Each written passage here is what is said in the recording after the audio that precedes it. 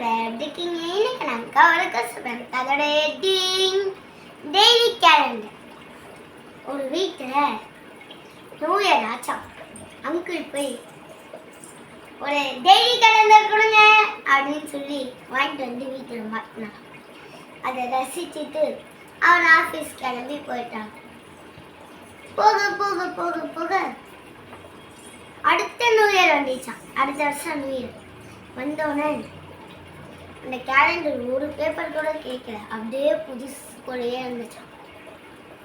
ஒரு நியூ இயருக்கு கேக்கெல்லாம் வெட்டிட்டு ஆஃபீஸ் போயிட்டு வரும்போது, அம்மா என்ன வாங்கணும்னு நினைச்சோம், கேலண்டர் வாங்கணும் அப்படின்னு சொல்லி கடைக்கு போனாங்க.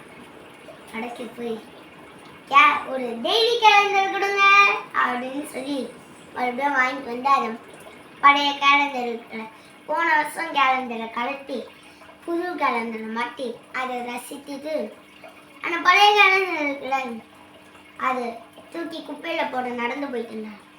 அதை பார்த்தது பக்கத்து இருக்காங்க சொன்னாங்க, எங்க என்ன புது கேலண்டர் வாங்கிட்டு வரீங்களா அப்படின்னு கேட்டாங்க. இல்லை இல்லை, இது பழைய கேலண்டர், புது கேலண்டர் வீட்டில் இருக்குன்னு சொன்னாங்க. புது கேலண்டர் தானே, எங்க காமிங்க அப்படின்னு சொன்னாங்க. காமிச்சாங்க.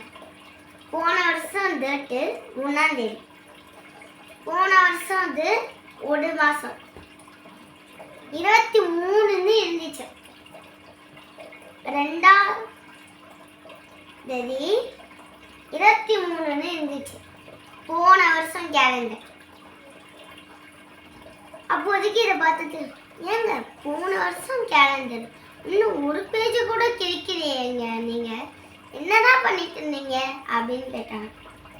உடனே அங்கே சொல்லுவாங்க, நான் முதல் நாள் போய் வாங்கிட்டு வந்து வீட்டில் மாட்டிடுவேன், அதை ரசிச்சுட்டு ஆஃபீஸ்க்கு போயிடுவேன், அதோட அந்த கேலண்டரை தொடவே மாட்டேன் அப்படின்னு சொன்னாங்க.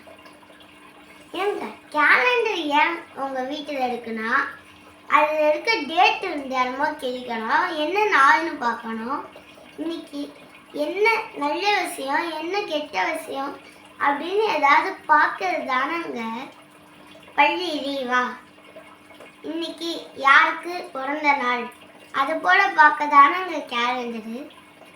ஏன் நீங்கள் வந்து ஒன்று பேஜ் கூட கிழிக்காமல் இருக்கீங்க, உங்கள் வீட்டுக்கெல்லாம் ஏங்க கேலண்டரு அப்படின்னு கேட்டாங்க.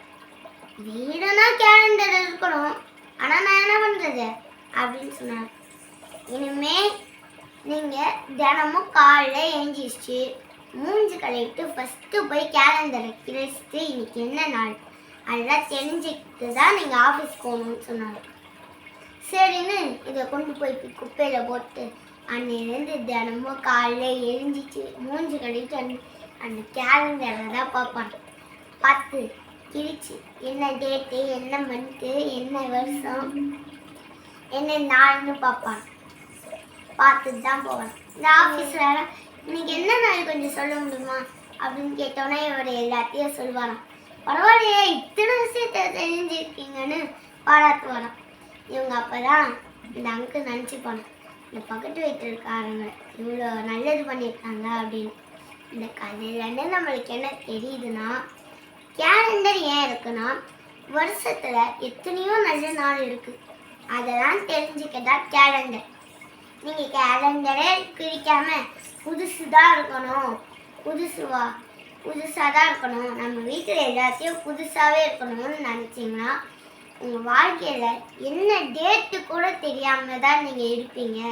அதனால் கேலண்டர் வாங்குறீங்களா, தினமும் எழுந்திரிச்ச உடனே கேலண்டரை கிழிங்க. இந்த கதை உங்களுக்கு பிடிச்சிருந்தா லைக் பண்ணுங்கள், ஷேர் பண்ணுங்கள், கமெண்ட்ஸ் பண்ணுங்கள், மறக்காம பக்கத்தில் விளையாட்டு. பாய் பாய்.